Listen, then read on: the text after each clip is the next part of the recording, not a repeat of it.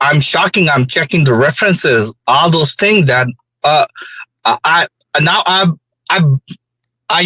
right now. I think that I've been deceived for years in my life, along with the for all my life that I'm now checking the references. I'm going through that. How Right. I've been deceived when it's come to translation too. How the Muslims are translating now, But you are a Muslim. and But you are a Muslim, yeah, right? I Okay. mean, I'm shocked those things that how this is can be happen. That I thought maybe this is the truth. I'm following the Islam actually, and I never imagined. You know, but I don't know. I remember like always you text in the chat saying you want to call me as if you are like challenging me or something. So I'm not sure like how when this has changed on you, like when you start saying that there's somebody lying to you.